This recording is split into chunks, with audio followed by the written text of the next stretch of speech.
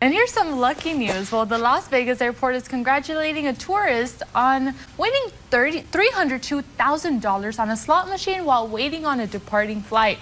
Las Vegas McCarran International Airport took to Twitter to congratulate Megan H. from Texas on Thursday's big win without revealing her last name. Wow. A video of her right after she won went viral, racking up more than 2.6 million views on Twitter, and the airport says its jackpot record is just shy of $4 million. So imagine going to Vegas and you didn't win anything. Then right when you're leaving, it's like, what?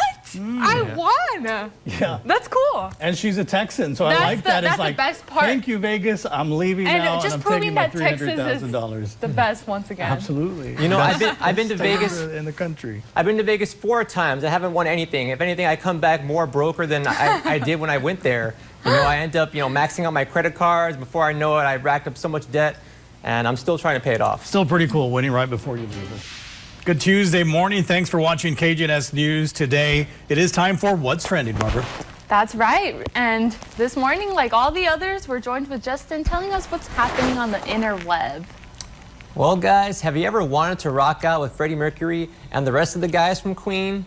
Well, now you can. Queen Rock Tour lets you jam with the band at 10 historic concert venues, playing along with their greatest hits and styling yourself in iconic Queen costumes. Queen's first official game is available now for Android and iOS devices. And Ruben, you already know where I'm going with this. Why can't they already release something like this for Blink-182? I'll be all over that. I'll be designing my own little avatar, rocking out, posting videos, whatever, playing the songs on guitar. Why don't you just make a Blink-182 app? Blink-182, Queen, yeah, it's not the same thing. Blink-182 is way, way above their pay grade. Wait, is this for a gaming system or is this for? That's you for your Android, app. right? Android. Yeah. Oh, it's an app.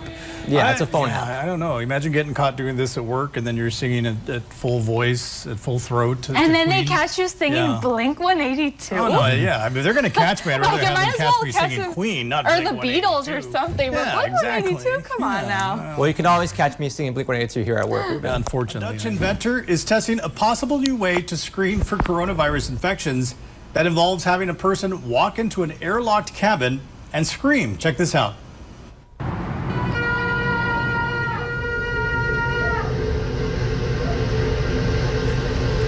So it works like this. A person steps into the booth and an industrial-grade air purifier turns on, creating a whirlwind inside the booth as existing particles are first cleaned from the air. Then the person begins to scream or yell or sing. Before the test subject steps out, the air is cleaned a second time.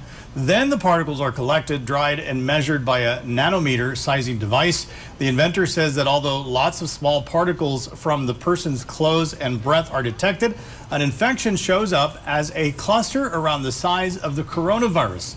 The process takes about 3 minutes. I would much rather do that than have that nasal swab touching the back of my brain again. Oh, yeah. I just wonder how effective or how true this test would be. Have you had the nasal swab yet, Barbara?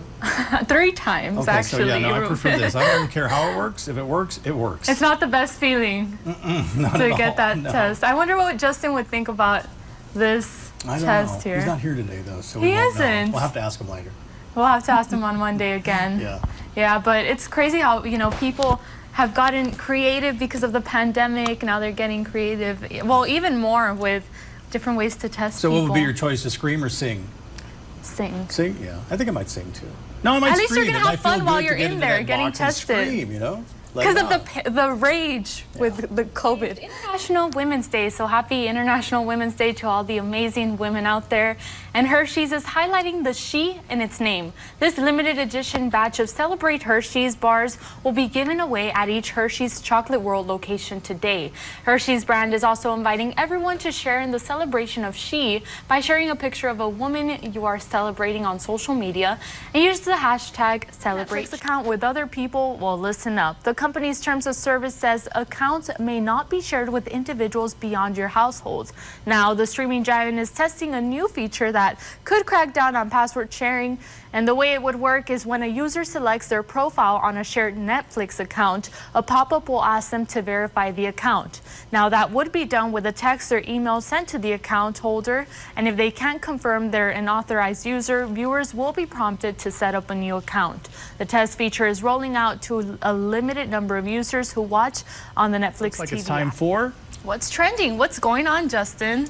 Well, Bar, I'm sorry to say, but Marvel fans will have to wait a little bit longer to see Black Widow on the big screen. The highly anticipated superhero film Black Widow stars Scarlett Johansson. It was originally set to open in theaters a year ago on May 1st, 2020. However, it was delayed because of the coronavirus pandemic. The film will now hit the big screen and Disney Plus on July 9th. However, subscribers will have to pay a little bit extra.